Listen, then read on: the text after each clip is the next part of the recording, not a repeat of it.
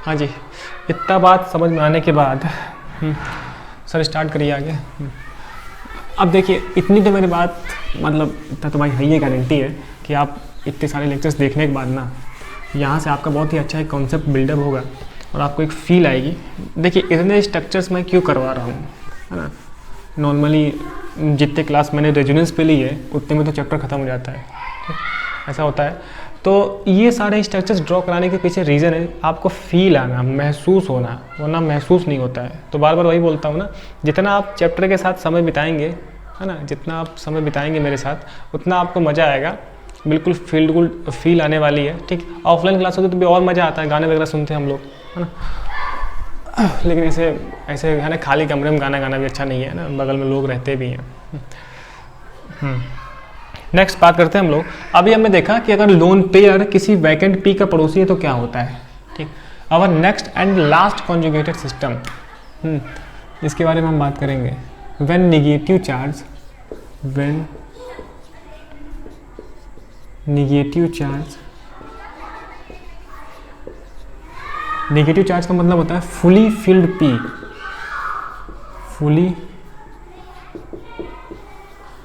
Fully filled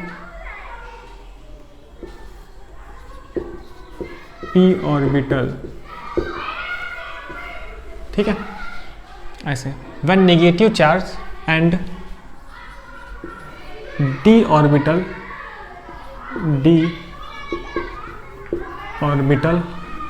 है ना, are adjacent,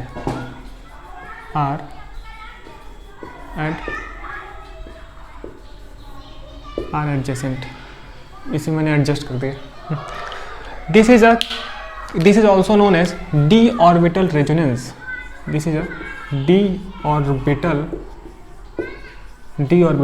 resonance. ठीक है, डी ऑर्बिटल रेजोनेंस। तो एक नया नाम यहाँ से मुझे मिला। तो इस ब्लैक मोटे वाले मार्कर के सामने इन लोगों की कोई औकात ही नहीं है, जो पतला वाला मार्कर था। ठीक है, इस तरीके से डिजाइन वगैरह बना ली मैंने। तो अब देखो क्या बोल रहे हैं सर। अभी आपने देखा था कि अभी आपने बताया कि जब लोन पेयर और पॉजिटिव चार्ज एडजेसेंट पे होते तो क्या होता है। अब हम देख रहे हैं अगर नेगेटिव चार्ज और डी ऑर्बिटल एडजेसेंट पे हो, इसका नाम डी ऑर्बिटल रेजोनेंस भी है, यानी कि यहाँ पे डी ऑर्बिटल होगा, वैकेंट डी होगी। अभी तक हम वैकेंट पी की बात करें तो वैकेंट डी होगा। ठीक, तो वैकेंट डी कहाँ कहाँ होता है उसकी बात हम करते हैं। पहले आप देखो, यहाँ से एग्जाम्पल समझाता हूँ मैं। तो आप देखो जरा, CH2 पे माइनस निगेटिव चार्ज होता तो लोन पेयर भी होता, हमें पता है। ठीक, एंड Cl पे 3 लोन पेयर, Cl के पास वैकेंट डी होती है। ठीक, अगर हम बताऊँ कैसे पता करते हैं सर, है ना, इनऑर्गेनिक केमिस्ट्री का पार्ट है ये, जहाँ पर हमें इलेक्ट्रॉनिक कॉन्फ़िगरेशन लिख के पता कर लेते हैं हम लोग किस तरीके से होता है। तो मैं उस पर नहीं जा रहा हूँ, मैं आपको बता देता हूँ। जो पी ब्लॉक के पहले वाले मेंबर्स हैं ना, उनको छोड़ के नीचे वालों के पास डी ऑर्बिटल हो भी सकती है और नहीं भी होती है। तो जो अपने केस में यूज़ होते हैं उनका मैं बता रहा हूँ, जैसे कि क्लोरीन, है ना, सल्फर, फास्फोरस, ये यूज़ होने वाले हैं, एक्सेट्रा। ऐसे इनके पास डी ऑर्बिटल होती है, इट्स डी ऑर्बिटल, इनके पास डी ऑर्बिटल है, डी ऑर्बिटल है। और कैसा है, वैकेंट डी, है ना, वैकेंट डी। अगर किसी एलिमेंट के पास वैकेंट डी है तो अपने ऑर्बिटल को एक्सपैंड कर सकता है और एक्सपैंड करके एक्स्ट्रा इलेक्ट्रॉन्स रख सकता है ना, वैकेंट डी होने की वजह से। तो जरा आप देखें, तो देखिए यानी कि इसके पास वैकेंट डी है। तो ये एक केस कैसा है, डी ऑर्बिटल रेजोनेंस का है, कि जब अगर नेगेटिव चार्ज वैकेंट डी का पड़ोसी हो जाए, डी ऑर्बिटल है या नहीं मुझे पता रहना पड़ेगा, है ना। फर्स्ट मेंबर का नहीं होता, जैसे मैंने बताया फ्लोरीन का नहीं है, वहाँ पर पी ऑर्बिटल होता है, लेकिन फ्लोरीन के नीचे वाले आ जाए ना, क्लोरीन के पास होगा, ऐसे ब्रोमीन के पास होगा, ऑक्सीजन नहीं सल्फर के पास होगा, नाइट्रोजन नहीं फास्फोरस के पास होगा, है ना, ऐसे आयोडीन के पास भी होता है। नीचे वाले के पास आप आ जाओ और इनके पास क्या होते हैं, वैकेंट डी ऑर्बिटल्स होते हैं। ठीक है, अपने ऑर्गेनिक में यही यूज़ होने वाले हैं, इससे ज़्यादा यूज़ नहीं होगा। तो आपको क्लियर होगा कि सर डी ऑर्बिटल इनके पास होगा। ठीक, तो क्या होगा कि जो ये अपना है ना, जो अपना ये लोन पेयर है, ये जो नेगेटिव चार्ज है इस तरीके से आएगा, और ये इलेक्ट्रॉन्स, 2 इलेक्ट्रॉन्स हैं नेगेटिव चार्ज में, ये 2 इलेक्ट्रॉन्स इसके डी ऑर्बिटल में जाते हैं। ठीक, तो तो यहाँ से रेजोनेंस होगा, तो आप देखो ज़रा, CH2 double bond C, chlorine normally single bond बनाता है, अब ये बना लेगा डबल बॉन्ड और निगेटिव चार्ज आ जाएगा विद लोन पेयर, ऐसे इस यहाँ ना लोन पेयर, इसकी वजह से ऐसे। तो ये ऑर्बिटल डायग्राम मैं बनाता हूँ, ठीक, मतलब कि इस टाइप के केस में भी ये कॉन्जुगेटेड सिस्टम है एंड यहाँ पर ऐसे डी ऑर्बिटल रेजोनेंस होती है, ठीक। ऑर्बिटल डायग्राम समझाता हूँ, ऑर्बिटल डायग्राम। अच्छा, इस डी ऑर्बिटल का ना एक बहुत ही अच्छा एप्लीकेशन है जो मैं भी समझाऊंगा आपको, तो फील गुड आएगी। पहले मैं अगर यहाँ देख लूँ तो सर आपने बनाया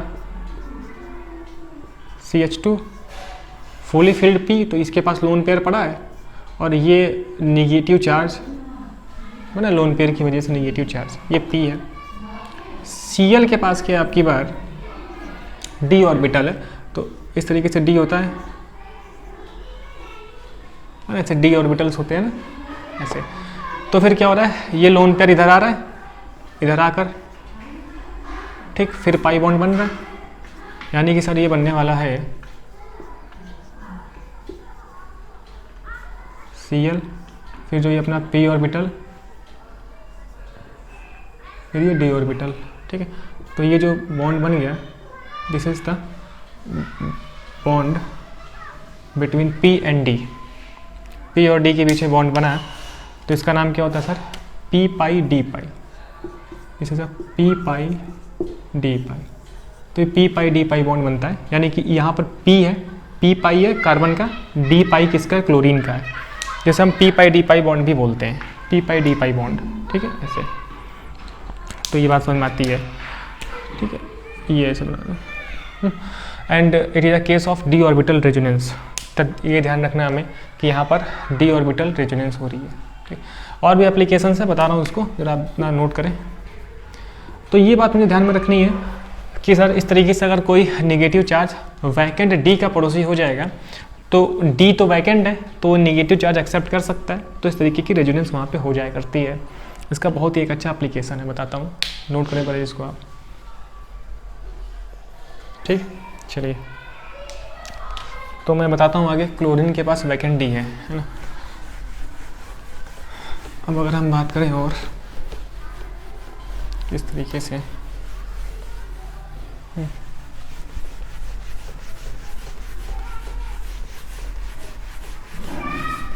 अच्छा, मैं सोच रहा हूँ कि नेक्स्ट क्लास से ना ये जो मोटा वाला मार्कर है वही यूज़ करूँ, क्योंकि मोटे वाले के सामने पतले वाले की औकात ही नहीं है भाई, मज़ा नहीं आ रहा, ठीक है। तो बताता हूँ एक और इसका एप्लीकेशन, देखिए जरा।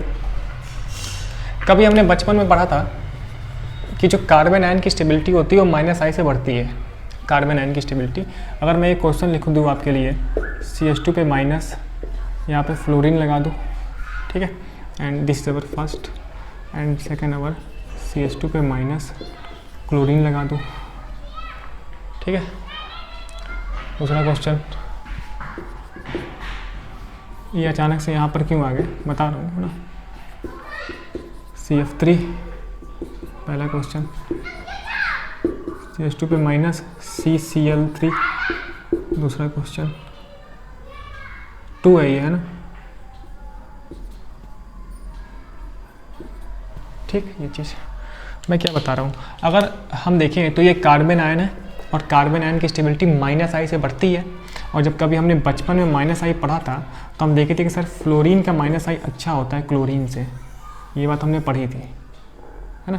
तो अगर मैं बोलूँ कि सर ये क्वेश्चन शायद हमने किया भी होगा कि सबसे स्टेबिलिटी कार्बन आयन की किसकी स्टेबिलिटी अच्छी होगी, किसकी स्टेबिलिटी ज़्यादा अच्छी होगी, तो हम बोल देंगे कि सर फर्स्ट वाला फिर सेकंड वाला, फर्स्ट वाला फिर सेकंड वाला, सेकंड वाला, क्योंकि फ्लोरीन एक अच्छा खींचू है, फ्लोरीन खींच लेगा तो कार्बन आयन की स्टेबिलिटी बढ़ जाएगी, ठीक। अभी तक हमने ये पढ़ा था, लेकिन ये गलत है, लेकिन ये गलत है, दिस इज अ रॉन्ग, ये गलत है, ठीक है।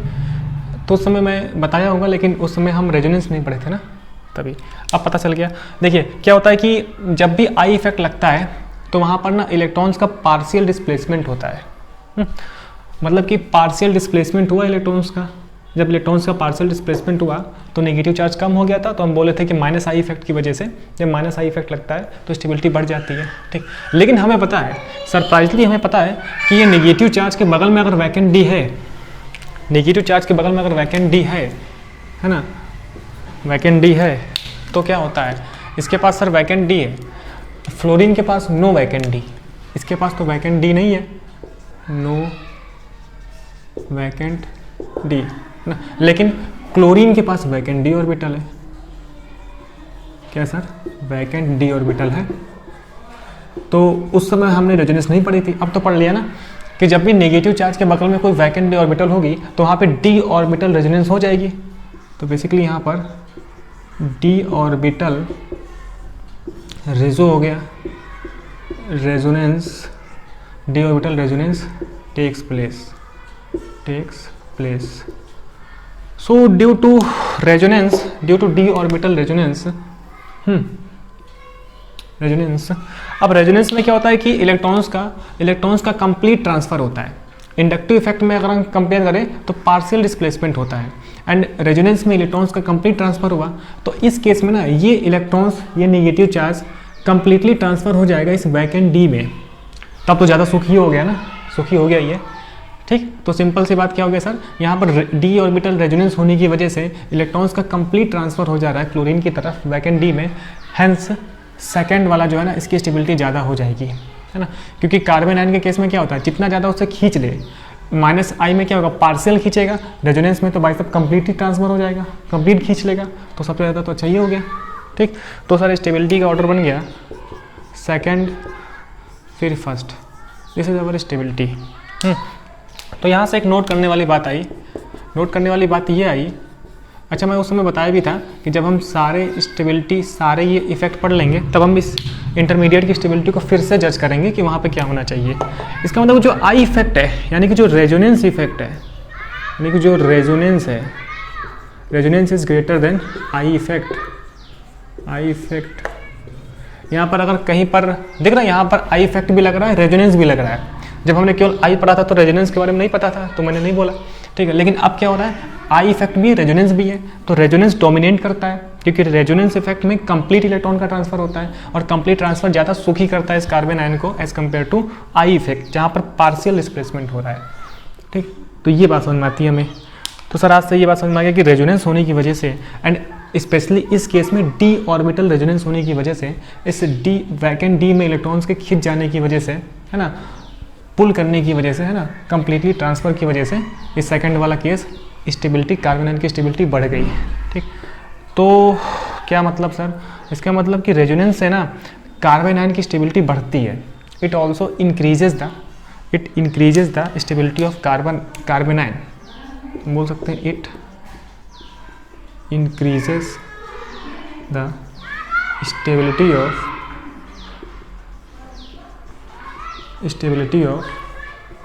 Carbon ion. और अपने इस केस में कौन सा रेजोनेंस हुआ, डी ऑर्बिटल रेजोनेंस हुआ।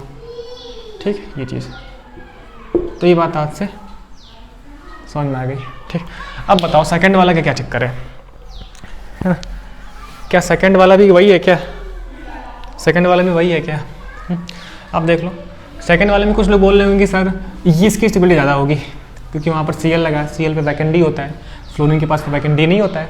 ठीक, लेकिन ये गलत है, जो लोग सेकंड वाला बोल रहे हो गलत है।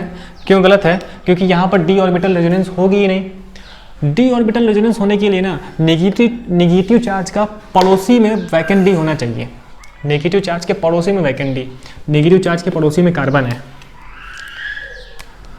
पड़ोसी कौन है इसका? इसका पड़ोसी कार्बन है। जब पड़ोसी कार्बन है तो no d orbital resonance, no d orbital resonance, no d orbital resonance लिख दो। हाँ, नो डी ऑर्बिटल रेजोनेंस। जब इसका पड़ोसी कार्बन है, यानी कि CH2 के डबल में जो एटम है ना उसके पास वैकेंट डी होना चाहिए, तो नो डी ऑर्बिटल रेजोनेंस। तो रेजोनेंस तो हो ही नहीं रही है। ओनली आई इफेक्ट, यार only I effect, only minus I effect, only minus I effect. तो जब ओनली माइनस आई इफेक्ट लगता है तब तो मुझे पता है ना कि जितना अच्छा आई उतना अच्छा कार्बन आयन की स्टेबिलिटी। ठीक, यानी कि यहाँ धोखा हो गया, यहाँ पे धोखा हो गया, बड़ा और लिखना चाहिए धोखा, इसमें धोखा हो गया। ठीक है, कहाँ लिख दूँ, याद रहेगा ना यहाँ लिखने से, धोखा दे दिया, यहाँ पे धोखा दे दिया भाई साहब, धोखा दे दिया। ठीक, तो मैंने क्या बोला कि नेगेटिव चार्ज के बगल का जो पड़ोसी है ना उसके पास वैकेंट डी ऑर्बिटल होना चाहिए। तो पड़ोसी वाले के पास वैकेंट डी था तो डी ऑर्बिटल रेजोनेंस हो गई, तो सेकंड वाले की स्टेबिलिटी बढ़ गई रेजो की वजह से। लेकिन इसका पड़ोसी कार्बन है, कार्बन के पास तो वैकेंट डी वगैरह होती ही नहीं है ना, वैकेंट पी भी नहीं होता है, बस जब सी पे प्लस होगा तब वैकेंट पी होता है। तो नो वैकेंट डी ऑर्बिटल, इस वजह से नो डी ऑर्बिटल रेजोनेंस, यानी कि किसी भी बात का रेजोनेंस यहाँ पे है ही नहीं, कैसा भी रेजोनेंस ही नहीं है। जब रेजोनेंस नहीं है तो ओनली आई इफेक्ट लग रहा है, और आई इफेक्ट के अकॉर्डिंग तो मुझे पता है ना कि CF3 अच्छा माइनस आई है, फ्लोरीन अच्छी, CF3 अच्छा माइनस आई है CCl3 कंपेरिजन में, तब इसमें फर्स्ट वाले की स्टेबिलिटी ज़्यादा हो जाएगी, है ना। तो stability first is greater then ना, दिस इज अवर स्टेबिलिटी। तो ये हो गया स्टेबिलिटी, फर्स्ट वाले की अच्छी हो जाएगी सेकंड वाले से, यानी कि यहाँ नॉर्मल माइनस आई का केस था, यहाँ पर कोई भी रेजोनेंस नहीं है। तो ये बात समझ में आती है। ठीक, तो ये बाकायदा आप लिखिएगा धोखा वगैरह पूरा, इसके साथ एक फ़ोटो लेता हूँ है ना, धोखा दिखने के लिए। ठीक है, तो एक फ़ोटो हो गई। चलिए इसको नोट करिए, कुछ और एग्जाम्पल कराते हैं हम, फिर हम आगे बढ़ते हैं, फिर देखते हैं कि कितना फील गुड और आने वाला है। ठीक, तो यहाँ पर ऐसा हमने देखा कि यहाँ पर किसी भी टाइप का डी ऑर्बिटल रेजोनेंस नहीं है, क्योंकि जो पड़ोसी वाला कार्बन है ना, पड़ोस में कार्बन है। ठीक, इसको अगर मैं समझाऊँ और अच्छे से, किसी को ना दिख रहा हो पड़ोसी तो मैं उसके लिए थोड़ा सा कर देता हूँ, मतलब अगर किसी को पड़ोसी ना दिख रहा हो, कुछ एग्जांपल और लेता हूँ, उसको आप ज़रा बताइए क्या होगा, तो आपके साथ थोड़ा सा और बिताएंगे ज़िंदगी। तो नेगेटिव चार्ज के एडजेसेंट वाले कार्बन पे क्या होना चाहिए, वैकेंट डी होना चाहिए। तो आप देख लो ज़रा, वहाँ पर दिख रहा है CH2 negative charge, next carbon है, फिर इससे Cl लगा हुआ है, तो इसका ये पड़ोसी नहीं है, दिस इज़ अवर पड़ोसी, एंड पड़ोसी कार्बन है, तो वैकेंट डी यहाँ तो है नहीं ना। तो यही डाउट किसी लोग का हो सकता है। चलिए आगे बढ़ते हैं और देखते हैं कि क्या और एग्जांपल्स हैं। जिसको रफ करना भी काफ़ी अपने आप में मेहनती वाला काम है। तो और ज़रा बताएं आप, स्टेबिलिटी बतानी है, स्टेबिलिटी बताना है भैया, स्टेबिलिटी बता दे रहा कार्बन आयन की, आसान क्वेश्चन है। स्टेबिलिटी 2 क्वेश्चन देता हूँ। एक क्वेश्चन ये है, जरा क्वेश्चन देख लें हम।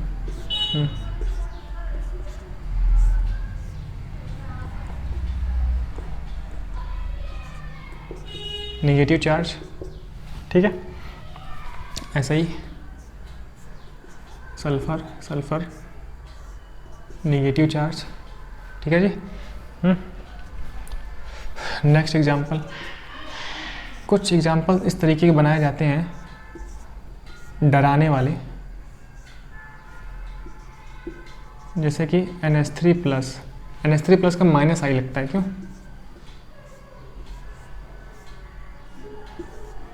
ठीक, फर्स्ट सेकंड का बना दो, सेकंड यहाँ बना देता हूँ,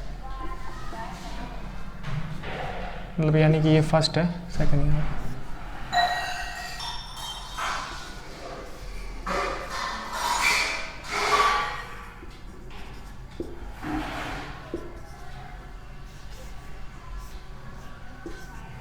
क्वेश्चन देख लो जरा मैं। हाँ जी, बताएं जरा आप, ये फर्स्ट है,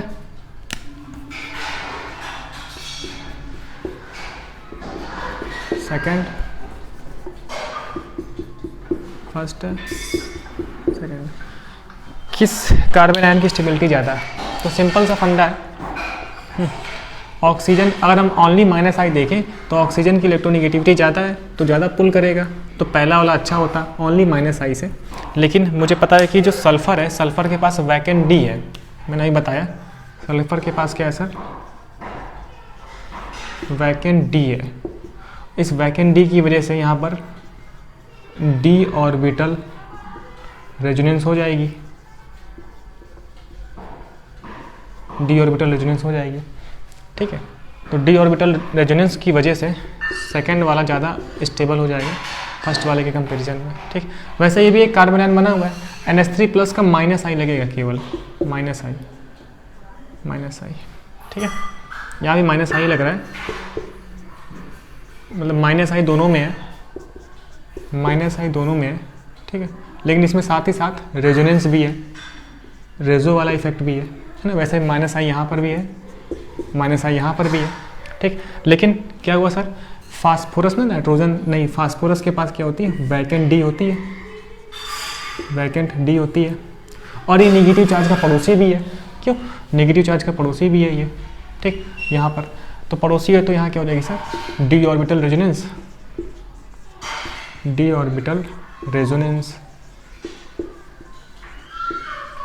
ठीक। तो डी ऑर्बिटल रेजोनेंस की वजह से सेकंड वाला, एंड यहाँ पर तो सर रेजो भी है, और रेजो is greater than I effect, ठीक।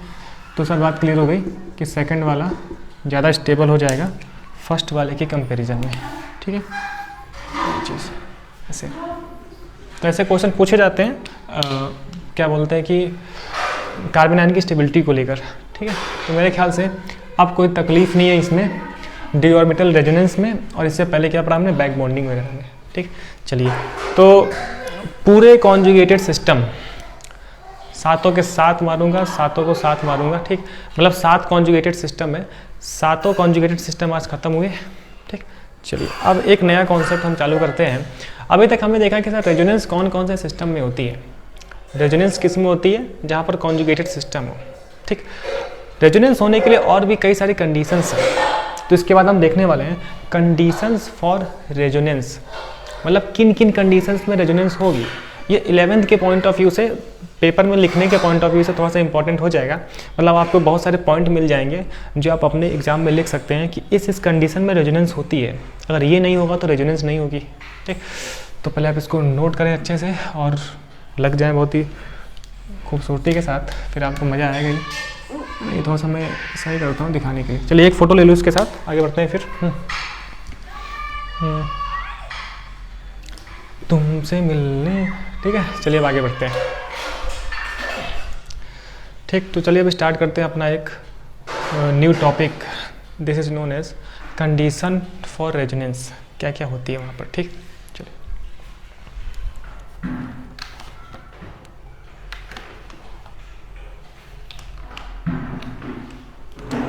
हाँ जी। तो मेरे ख्याल से अब ये जो सारी बातें हैं, D orbital resonance, back bonding वगैरह, ये सब समझ में आता है, ठीक। तो हो सकता है कि आपको ये सब सेकंड पार्ट में दिखे, उसके अकॉर्डिंग जैसा भी टाइमिंग रहेगा। तो जितने भी कॉन्जुगेटेड सिस्टम्स हैं, मतलब कि जिन जिन सिस्टम्स में रेजोनेंस हो सकती थी, वो सारे सिस्टम्स हम एक एक करके डिटेल से पढ़ लिए, और उस पर कई सारे हमने एग्जांपल्स भी किए, और आपको मज़ा भी आ रहा होगा। तो रेजोनेंस पे लगभग ये 7वीं या 8वीं क्लास होगी जो आपको समझ में आ रहा है। चलिए नेक्स्ट बात करते हैं हम लोग, थोड़ा सा थ्योरेटिकल पोर्शन है लेकिन इम्पॉर्टेंट है। कैसे इम्पॉर्टेंट है सर, देखिए, कंडीशन फॉर रेजोनेंस,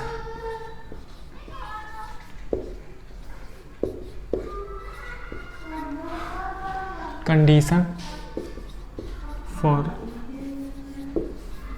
रेजोनेंस, ठीक है। स्पेलिंग वगैरह आप देख लेना जो भी हो, मुझे फ़िलहाल यही आ रही है अभी। कंडीशन फॉर रेजोनेंस, तो हमने पिछली क्लास में पढ़ा था, पिछली कभी ज़िंदगी में पढ़ा था कि रेजोनेंस होने के लिए पैरेलल p ऑर्बिटल्स होने चाहिए। पैरेलल p ऑर्बिटल्स में रेजोनेंस होती है, ठीक है, तभी delocalization of pi electrons हो पाता है। एंड पैरेलल पी ऑर्बिटल्स के लिए sp या फिर sp2 हाइब्रिडाइजेशन स्टेट होना चाहिए। अगर sp3 हो जाएगा तो आउट ऑफ प्लेन निकल जाएंगे एटम्स, तो वहाँ पर डी लोकलाइजेशन नहीं हो पाता इलेक्ट्रॉन्स का, जब आउट ऑफ प्लेन चला जाएगा एटम तब। ठीक, लेकिन प्लेनर है, अपने सिलेबस में इस बात की चिंता नहीं करनी है कि वो नॉन प्लेनर होगा। ठीक, तो पहला पॉइंट यही है जिसमें हम लोग बोलेंगे। ठीक है, पहला पॉइंट अगर हम बोले, रेजोनेंस टेक्स प्लेस। ठीक है, रेजोनेंस टेक्स प्लेस, मैं एक एक पॉइंट लिख के ना अच्छे से समझाता हूँ, है ना। Resonance takes place only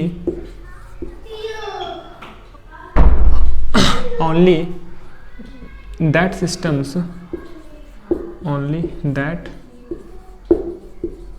systems where sp, वैसे ये जो sp है इसको अपनी केमिस्ट्री की भाषा में कैसे लिखेंगे, मार्कर गिर जाता है ना, where sp and sp2 hybrid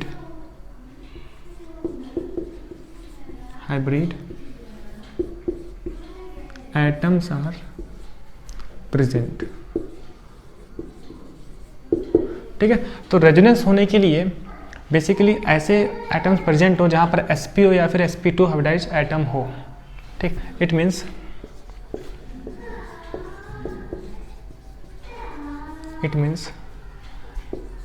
sp3 hybridize state,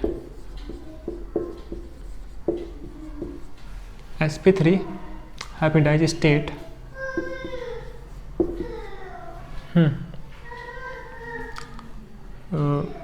यानी कि in sp3 hybridize state resonance does not take place. या फिर मैं बोलूँ it means sp3 hybridize state, है ना, नॉट परमिसिबल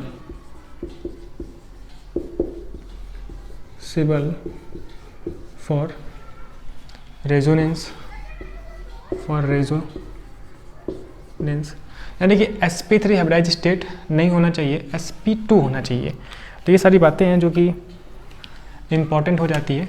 ठीक है, अपने एग्ज़ाम के पॉइंट ऑफ व्यू से ये सारी बातें, यानी spo, sp2, sp या फिर sp2 कैसे होता है हम देख चुके हैं, इसके एग्जांपल्स हम देख चुके हैं। क्यों बता दूंगा फिर से अभी। नेक्स्ट पॉइंट क्या है,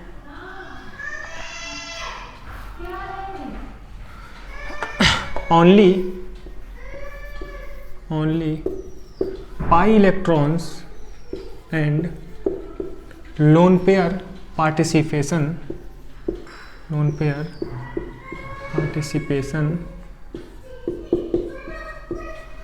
ठीक। तो रेजोनेंस होने के लिए only pi electrons and lone pair he participate करते हैं, ये भी हम जानते हैं, सब पढ़ चुके हैं, बस उसको मैं लिख रहा हूँ, है ना। Only pi electrons and lone pair participation allow for resonance, है ना। Sigma electrons not participate, sigma electrons are not participate,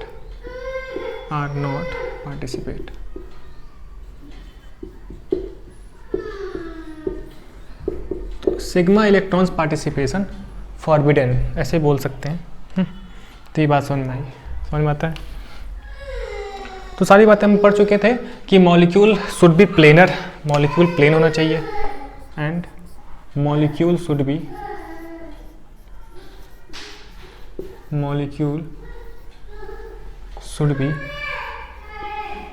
planar, molecule planar होना चाहिए। कब रहेगा प्लेनर? जब sp या फिर sp2 स्टेट में रहता है। ठीक है, ऐसे सारी बातें हम पढ़ चुके हैं। एंड पाई इलेक्ट्रॉन्स ही तो पार्टिसिपेट करते हैं पैरेलल पी ऑर्बिटल्स में, भी पढ़ चुके हैं हम। तो अब मज़ा आता है ना जब सब कुछ पढ़ने के बाद। एग्जाम्पल आप देख सकते हो, ये बेंजीन वाला एग्जाम्पल आपको पता है ना, इस तरीके से देखो आप, सभी कार्बन का जो ईच कार्बन के पास sp2 हाइब्रिडाइज स्टेट है और पाई इलेक्ट्रॉन्स का यहाँ पर डीलोकलाइजेशन ही हो रहा है। ठीक है, इस तरीके से इसमें रेजोनेंस हो जाएगी। ठीक, ऐसे नोट करिए, फिर और अच्छे अच्छे पॉइंट्स बताता हूँ जिससे कि आपको और भी अच्छे से फील गुड आएगी और मज़े आ जाएंगे मज़े। ठीक, नोट करें इसको ज़रा। ठीक, इतना नोट हो गया। नेक्स्ट बात करते हैं हम अभी, और मज़ा आएगा अभी। तो ये सारे पॉइंट्स काफ़ी इंपॉर्टेंट हैं अपने कॉम्पिटेटिव पॉइंट ऑफ व्यू से, साथ ही साथ बोर्ड में तो है ही है, और इससे आपका जो ये पोर्शन है और भी मजबूत होता जाएगा, और आपको थोड़ा सा और सोचने की शक्ति बढ़ जाएगी, और आपकी कॉपी काफ़ी खूबसूरत हो जाएगी। मतलब जो लोग स्टार्टिंग से पढ़ते आ रहे हैं ना, वो सब आइसोमेरिज्म वगैरह, नेमिंग वगैरह है ना, तो मैंने कॉपी काफ़ी खूबसूरत बनवाने की कोशिश की है। ठीक, नेक्स्ट पॉइंट क्या है अपना, जो भी अपना चौथा था ना, 5वां, न्यूक्लियर शिफ्ट इज़ फॉरबिडन। मतलब nuclear shift is forbidden. Nuclear का शिफ्ट नहीं होना चाहिए। That means atoms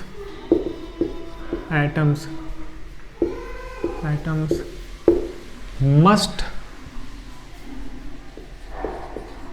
not be shifted its original place। मतलब अगर कभी रेजोनेंस हो रही होगी ना, तो वहाँ पर एटम का शिफ्ट नहीं होगा। एटम को हम न्यूक्लियर भी बोलते हैं, यानी कि एटम का शिफ्ट फॉरबिडन है। एटम कभी भी शिफ्ट नहीं करता है, ओनली पाई इलेक्ट्रॉन्स का डीलोकलाइजेशन होता है। ठीक, यानी कि एटम्स जिस स्थान पे थे ना, जहाँ पे थे वो वैसे ही रहेंगे। मतलब कि शिफ्ट नहीं अलाउड है, शिफ्टिंग अलाउड नहीं है। ठीक है, शिफ्ट अलाउड नहीं है रेजोनेंस होने के लिए। ठीक, अगर मैं इसके बिहाफ पे एक एग्जांपल बोलूँ, जैसे कि एक एग्जांपल लिखा था, आप देखो CH3 CO CH3। किसी ने बोला वैसे बना के कि क्या ये इसका एक रेजोनेटिंग स्ट्रक्चर है क्या। एक H को वहाँ लगा दिया, डबल बॉन्ड कर दिया। ठीक, तो यहाँ पर क्या हुआ, एटम का शिफ्ट हो गया, H उठ के यहाँ चला गया। तो ये किसी भी टाइप का रेजोनेटिंग स्ट्रक्चर नहीं है, तो ये गलत है ना। तो नो रेजोनेंस, नो रेजोनेंस, मतलब यहाँ पर रेजोनेंस नहीं हो रही है। समझ में आ गया कि सर रेजोनेंस में एटम शिफ्ट फॉरबिडन है, एटम का शिफ्ट नहीं होना चाहिए। तो अगर ऐसे ही स्ट्रक्चर देख के आपको पूछ ले कि क्या इसमें रेजोनेंस हो रही है, क्या नहीं हो रहा है, वैसे यहाँ पे भी कोई कॉन्जुगेशन भी नहीं है। चलिए 6 पॉइंट क्या है, 6 पॉइंट जरा मैं देखूँ क्या है। हाँ, 6 पॉइंट है अपना, total number of charge in all resonating structure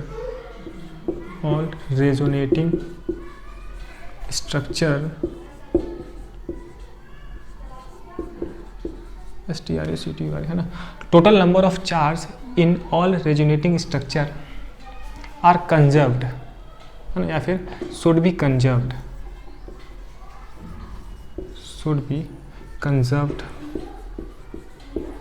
यानी कि जो भी हम रेजोनेटिंग स्ट्रक्चर ड्रॉ करते हैं वहाँ पे नंबर ऑफ चार्ज ना इक्वल होने चाहिए, यानी कि चार्ज कंजर्व्ड होना चाहिए। क्योंकि चार्ज पता है ना कि चार्ज कंजर्व्ड रहता है, हम चार्ज क्रिएट नहीं कर सकते हैं। इसका मतलब क्या है कि नंबर ऑफ इलेक्ट्रॉन्स ऑल्सो, यानी कि number of electrons are also conserved. Number of electrons are also conserved. ठीक, एग्जाम्पल देता हूँ जरा मैं। अगर मैं इस तरीके से बना के दूँ,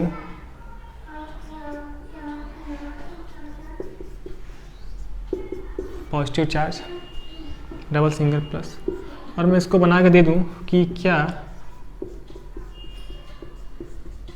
CH2 माइनस, क्या ये एक दूसरे के RS होंगी, क्या ये किसी रियल हाइब्रिड के लिए रेजोनेटिंग स्ट्रक्चर्स होंगी?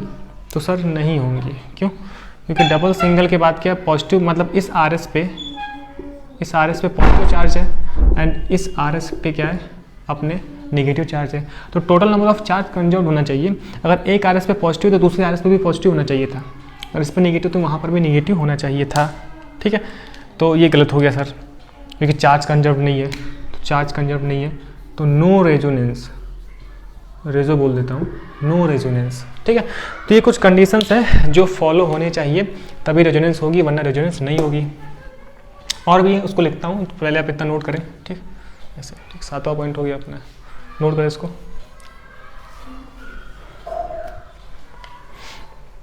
ठीक, इतना नोट हो गया। चलिए अब मैं कुछ और बातें आपको समझा दूँ।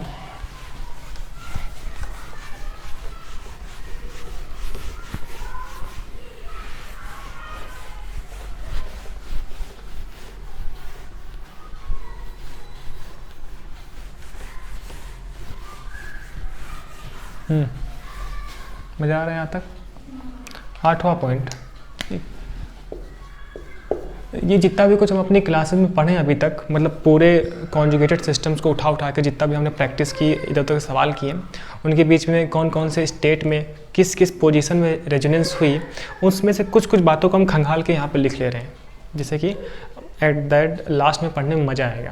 ठीक है, और जैसे मैं एक फ़ोटो है ना, जैसे मैं ब्लू रेड वगैरह पेन यूज़ करता हूँ, तो आप भी ऐसे पेन यूज़ करें जब आपके पास टाइम ही टाइम हो, तो कॉपी देखने में और खूबसूरत लगेगी और बाद में पढ़ने में मज़ा भी आएगा। चलिए बात करते हैं हम, सर क्या है। इन केस ऑफ फ्री रेडिकल, पढ़ाया था जब फ्री रेडिकल किया था ना, याद है आपको। In case of free radical, ठीक है, only those structures are accepted as RS,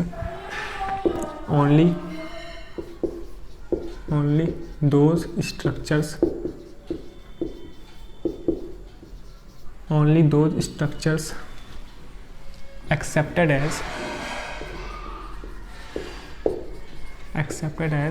RS in which number of unpaired electrons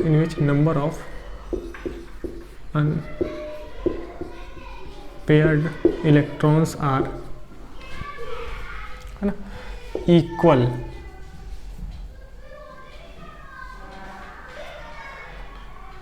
in which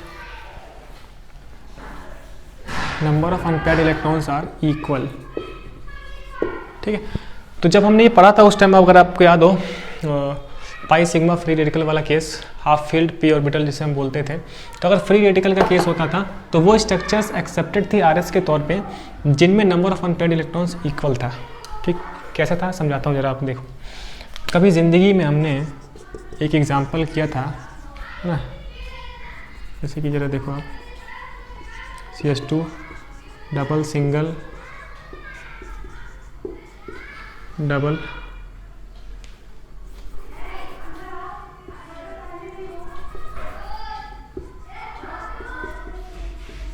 double single double, देखो एग्जांपल क्या है, डबल सिंगल ऐसे। ठीक है, तो फ्री रेडिकल था ये, डबल सिंगल में ये गिन रहा था। तो इसके जो RS बने थे ना, अगर आपको याद हो, तो ऑड वाले पे आता है 1 2 3 4 5, मतलब कि इसका जो एक RS था, एक RS ये था, pi bond CH single bond, क्यों CH फ्री, देखिए 1 2 ऐसे टूटेगा ना, बताया था ऐसे ऐसे ब्रेक होता है। फिर से बताऊं, अरे मेरे लाल, फ्री रेडिकली ब्रेक होगा, बोल रहे हो आप लोग, पता नहीं क्या क्या करते रहते हैं सर। ठीक है, तो पाई बॉन्ड बन जाएगा क्या इसमें, तो free radical CH double bond CH2। ठीक है, यहाँ पर थर्ड 1 2 3 थर्ड वाले पे आता है। अब देखिए थर्ड वाले पे कैसे सर, आपको पता, ऑड वाले पे आता है ना, जब बॉन्ड टूटता है, दिख नहीं रहा है ऐसे। यार मैं जल्दी चाहता हूँ लेकिन जल्दी नहीं होता है। अब आप देखें, तोड़ के बता ही देता हूँ, ऐसे था, याद आ रहा होगा। अब यहाँ लास्ट वाले पे आता है, यानी कि sir CH2 free radical CH double bond CH तो 1 2 3 4 5 5, यानी कि जब भी ऐसे टूटता है तो ऑड ऑड वाले पे फ्री रेडिकल्स आते हैं। तो ये इसकी आर एस होंगी। हर आर एस में number of unpaired electron equal है। इस आर एस में एक अनपेयर्ड इलेक्ट्रॉन, यहाँ पर भी एक, यहाँ पर भी एक अनपेयर्ड इलेक्ट्रॉन। ठीक, कौन सा पॉसिबल नहीं होगा उस टाइम भी बताया था, फिर भी बता रहा हूँ। इसको अगर आप ऐसे तोड़ दो कि सर फ्री रेडिकल है ना, free radical CH double bond CH single bond CH2 free radical, ठीक है ऐसे। तो ये इसकी एक आर एस नहीं होगी, क्योंकि इस आर एस में 3 अनपेयर्ड इलेक्ट्रॉन होंगे। यहाँ पर 1 अनपेयर्ड इलेक्ट्रॉन, यूपी यानी unpaired, 1 unpaired electron, 1 unpaired electron. यहाँ पर कितने हो गए? 3 अनपेयर्ड इलेक्ट्रॉन। तो this is not a R S of this resonating structure. ठीक, तो फ्री रेडिकल के केस में sir number of odd electrons equal होने चाहिए, तभी वो आर एस के तरीके से मान्यता उसको दी जाएगी, यानी कि वो आर एस होगा। ठीक है, बात समझ में आता है। पुरानी बातें मैं आपको फिर से रिकॉल करा रहा हूँ, आपको याद आ रहा होगा। चलिए सही है, ठीक, आगे बढ़ते हैं, नेक्स्ट पॉइंट समझते हैं। ठीक, नेक्स्ट पॉइंट थोड़ा सा नया है, पहले नोट करें आप इतना। ठीक, चलिए 9वां पॉइंट,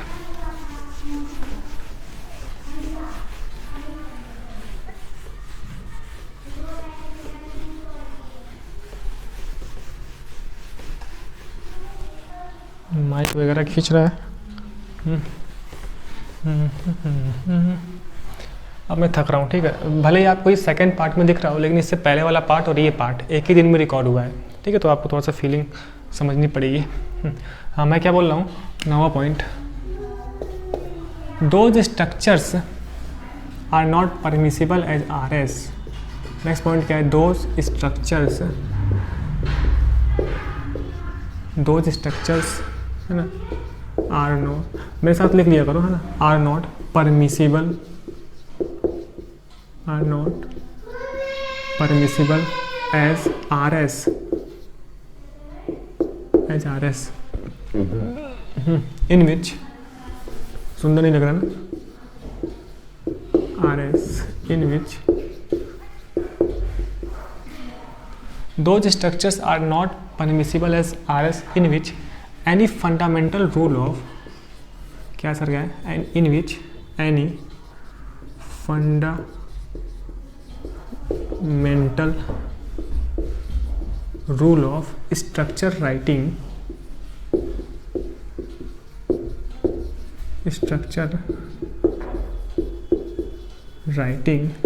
is violated। क्या कहना चाहते हैं, कोई ऐसी स्ट्रक्चर आरएस की तरह मान्य नहीं होंगी जिसमें कोई फंडामेंटल रूल हो। मतलब कि स्ट्रक्चर को लिखने के लिए जो लुईस डॉट स्ट्रक्चर के रूल्स बने हैं, उन रूल्स के अकॉर्डिंग ही जो लुईस डॉट स्ट्रक्चर, मतलब जो लुईस ने स्ट्रक्चर बनाने के जो रूल्स बताए हैं, अगर उस रूल्स के अकॉर्डिंग कोई स्ट्रक्चर नहीं है तो वो आरएस के तरीके से परमिसिबल नहीं होगा, है ना। क्या कहने का मतलब है सर, सिंपल सा मतलब ये है कि अगर आप कोई एक ऐसी स्ट्रक्चर बना दो, कोई एक ऐसा स्ट्रक्चर बनाओ जो कि बन ही नहीं सकता हो, जिसमें कोई फंडामेंटल रूल में गलती हो, जैसे कि ऑक्सीजन मैक्सिमम 3 बॉन्ड बनाता है, आपने 4 बना कर रखा है तो गलत हो गया। जैसे ये देखो आप,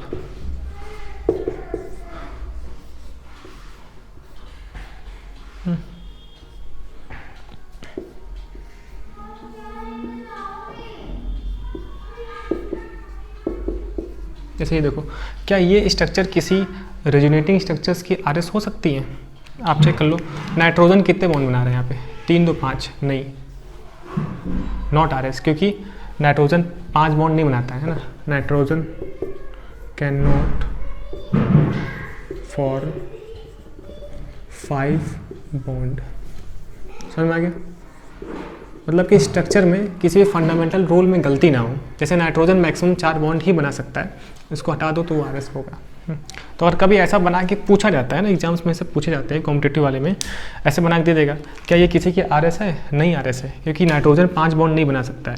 स्ट्रक्चर राइटिंग में रूल में कोई गलती की है आपने, है ना, मतलब कि स्ट्रक्चर गलत है ये। यहाँ देखो आप, नाइट्रोजन 1 2 3 4 5, यहाँ भी फिर से 5 बॉन्ड, तो ये भी नहीं होगा क्योंकि नाइट्रोजन 5 बॉन्ड नहीं बना सकता है।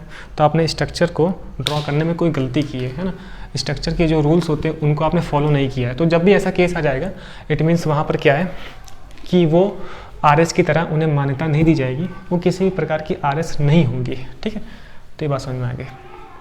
तो यहाँ पर भी लिख लेंगे हम लोग, because nitrogen can't form 5 bond, nitrogen 5 bond नहीं बना सकता है, इस वजह से ये आरएस नहीं होगी। ठीक, ऐसे फोटो ले लूँ क्या इसके साथ एक।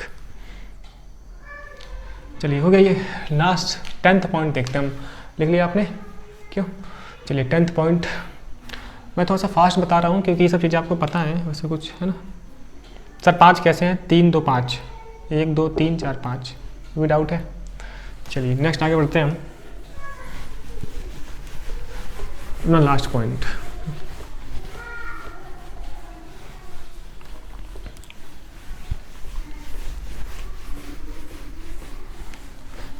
अपना 10th पॉइंट क्या है सर?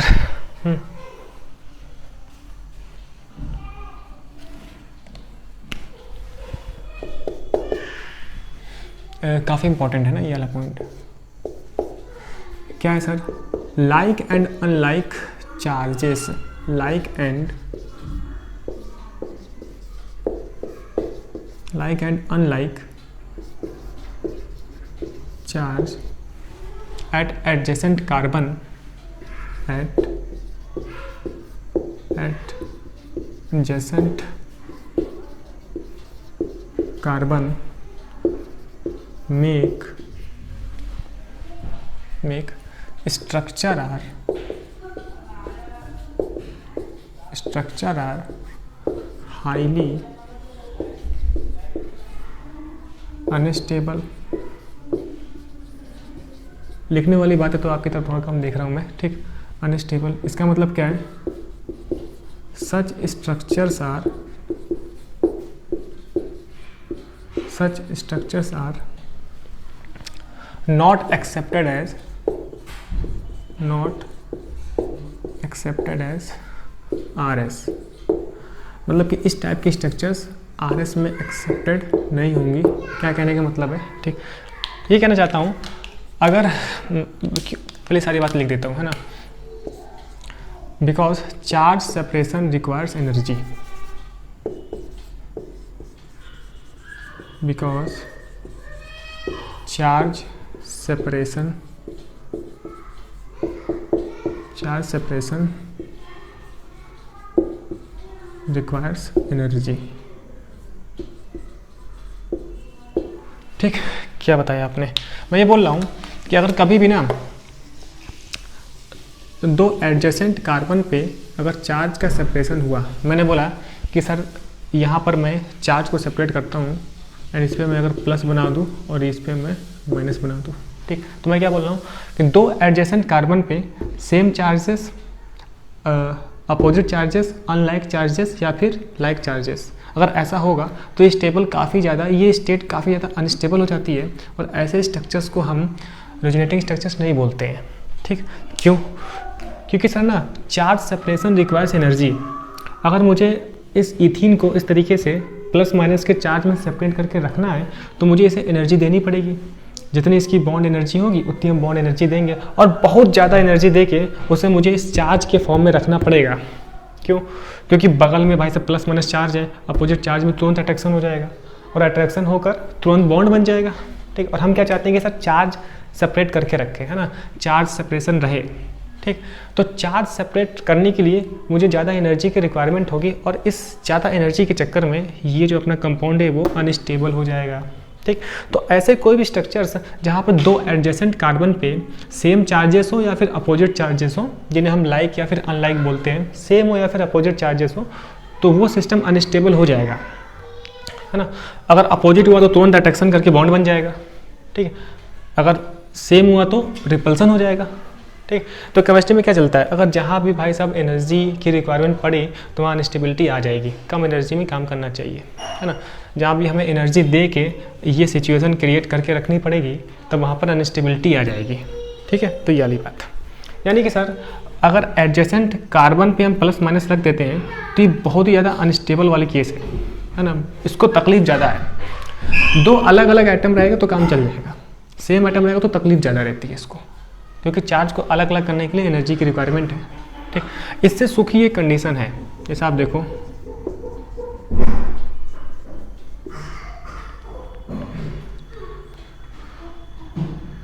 जरा ये देखो आप 1 2 3 4 1 2 3 4 है ना, ब्यूटा 1,3 डाई इन, क्या है ब्यूटा 1,3 डाई इन, ठीक।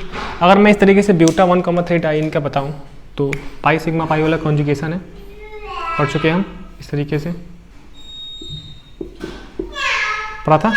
तो क्या हो जाएगा यहाँ पर, पॉजिटिव चार्ज आएगा, positive single CH double bond CH single CH2 minus, ठीक। तो मैं ये बोल रहा हूँ कि सेम एडजेसेंट कार्बन पे सेम चार्जेस या फिर अपोजिट चार्जेस रहेगा तो उसको तकलीफ ज़्यादा है, और ऐसा रखने के लिए मुझे ज़्यादा एनर्जी की रिक्वायरमेंट होती है, इस वजह से ये अनस्टेबल है, ठीक। समझ में आ गया, ये अनस्टेबल है,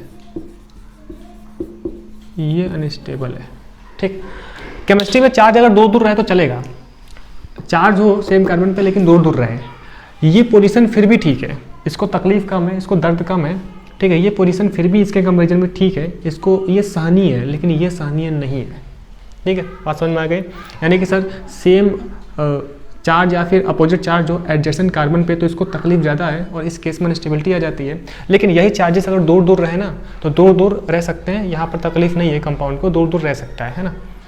दूर दूर रहने के लिए कम एनर्जी की रिक्वायरमेंट है, तो कम एनर्जी यानी कि स्टेबिलिटी ज़्यादा हो जाएगी, ठीक है। ऐसा यानी कि ये एक रेजोनेटिंग स्ट्रक्चर है और है भी, हमने देखा भी था, ठीक। लेकिन अगर मैं यही बना के आपको पूछ लूँ, इसका मैं अगर ऐसा बना दूँ, यहीं पर चार्ज तोड़ दूँ, CH2 plus CH minus CH double bond CH2, या फिर CH2 minus CH plus CH double bond CH2, या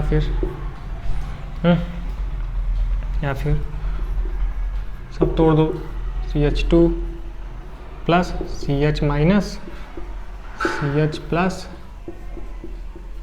CH2 माइनस।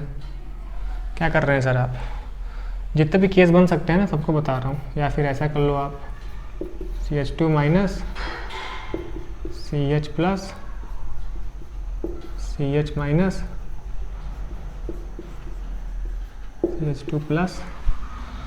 अच्छा बड़ा तकलीफ है ना, इसको मैं थोड़ा और ऊपर लिखता तो ये नीचे तकलीफ ना करता। तो मैं ये बोल रहा हूँ अगर इस ब्यूटाडाइइन के ऐसे स्ट्रक्चर्स बना के दे दिए जाए तो ये काफ़ी ज़्यादा हाईली अनस्टेबल होंगी, क्योंकि अपोजिट एडजेसेंट कार्बन पे ना अपोजिट चार्जेस हैं, तो ये सिचुएशन काफ़ी अनस्टेबल है, तुरंत बॉन्ड बन जाएगा। तो ऐसा स्ट्रक्चर्स नहीं होना चाहिए, ऐसे टाइप के स्ट्रक्चर्स नहीं होने चाहिए। These structures are highly unstable. तो ये क्या है, हाईली अनस्टेबल,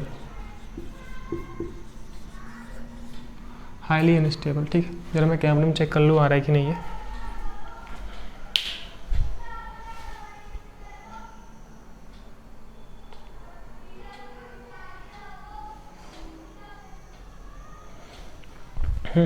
अब ठीक है, दरअसल में मुझे ये ऊपर लिखना चाहिए था, आदत नहीं है ना ऊपर लिखने की इतनी, ठीक है। नेक्स्ट क्लास से ट्राई करता हूँ ये चीज़। तो मैंने ये बोला कि अगर इस तरीके से एडजेसेंट कार्बन पे अपोजिट चार्जेस या फिर सेम चार्जेस आ जाए, अगर इस तरीके के मुझे स्ट्रक्चर्स दिए जाए तो ये काफ़ी ज़्यादा हाईली अनस्टेबल वाला केस है। ऐसा नहीं होना चाहिए, अलग अलग चार्ज सेपरेशन होना चाहिए, दूर दूर रहना चाहिए, ठीक है जी। तो पावर कट हो गई थी, तो इस टाइप के स्ट्रक्चर्स काफ़ी ज़्यादा अनस्टेबल, हाईली अनस्टेबल, एंड ऐसा हो तब भी ऐसा हो तो सुखी है, ठीक। एंड चार्ज सेपरेशन से वही बातें बार बार, energy required, charge separation required energy, ठीक। चलिए, तो आज हमने देखा कि जितने भी कॉन्जुगेटेड सिस्टम थे सारे खत्म हो गए, और क्या क्या कंडीशंस हैं रेजोनेंस के लिए सारी बात कर ली हमने। अब नेक्स्ट क्लास से हम पढ़ेंगे अपना मेसोमेरिक इफेक्ट। रेजोनेंस इफेक्ट ही है मेसोमेरिक इफेक्ट, थोड़ा सा फ़र्क है कुछ बातों का, तो अब लास्ट क्लास से बात होगा मेजोमेरिक इफेक्ट की। तो आपको याद हुआ कि हमने इंडक्टिव इफेक्ट पढ़ लिया और रेजोनेंस इफेक्ट पढ़ लिया, 2 इफेक्ट पढ़ लिया। अब मेजोमेरिक पढ़ेंगे, हाइपर कॉन्जुगेशन, फिर आगे बढ़ेंगे। ठीक, फिर पूरे इस इफेक्ट से जितने भी क्वेश्चंस हैं वो सॉल्व कर लेंगे, फिर आगे की दुनिया चलेगी। ठीक है, तो अभी तक देखते रहने के लिए बहुत बहुत थैंक यू। मिलते हैं नेक्स्ट लेक्चर में।